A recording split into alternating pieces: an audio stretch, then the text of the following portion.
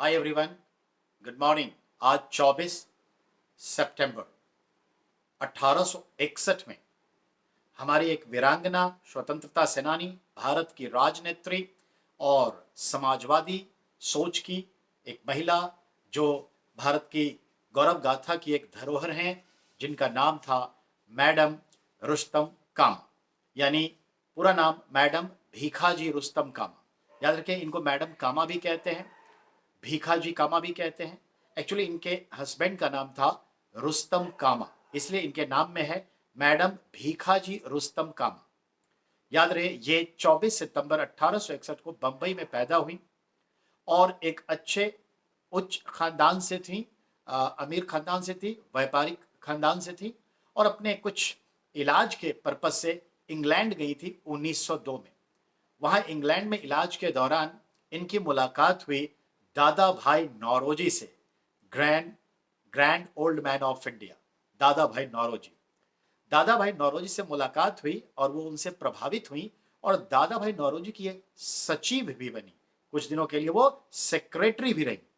इनके साथ ही देखते हैं लाला हरदयाल, श्याम जी कृष्ण वर्मा, वीर सावरकर जैसे महापुरुषों के साथ इनका उठना बैठना था और वो डिस्कस करते थे भारत की आज़ादी पर। और खासकर इनकी नज़र होती थी भारत को जिस तरह से इकोनॉमिकली एक्सप्लॉइट किया जा रहा था, उस पर इनका ध्यान ज़्यादा था।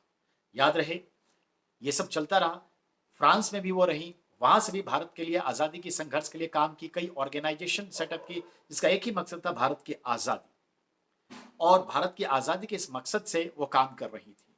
याद रहे, जो समाजवादियों का एक बड़ा इंटरनेशनल कॉन्फ्रेंस जर्मनी के स्टुअर्ट गार्ट शहर में हुआ, वहां पर भारत की तरफ से प्रतिनिधित्व करने के संदर्भ में मैडम भीखाजी रुस्तम कामा ही गई और 22 अगस्त 1907 को जर्मनी के स्टुअर्ट गार्ट में इंटरनेशनल सोशलिस्ट कॉन्फ्रेंस में भारत का झंडा फहराई।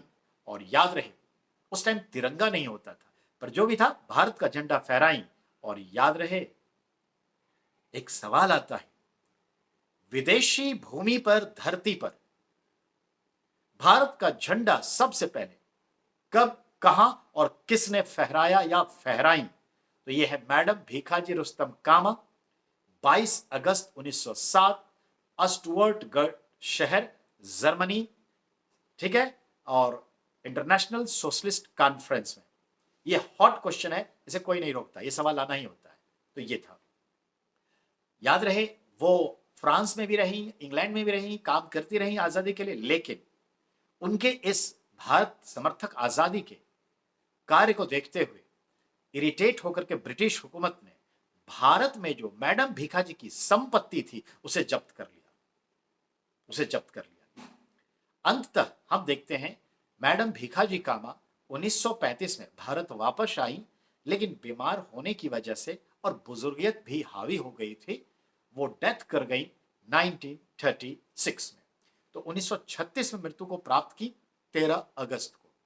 मैडम भीखाजी के नाम से आज कई जगह रोड है, भवन है और एक बड़ा सा पैलेस साउथ दिल्ली में है, जिसका नाम है भीखाजी कामा पैलेस। भीखाजी कामा पैलेस, ये ध्यान रखिए। तो मैडम भीखाजी कामा के लिए सत सत नमन। ठीक है, फिर मिलते हैं बहुत ही जल्दी। प्लीज आप इसे जरूर लाइक करें, सब्सक्राइब करें और ज्यादा से ज्यादा स्टूडेंट्स तक पहुंचाने का कष्ट करिए। जनता के हित में, विद्यार्थी के हित में, आपका अपना सुनील सर। और अपने डिमांड्स बताते रहिए, हम पूरा करने का भरसक प्रयासरत हैं।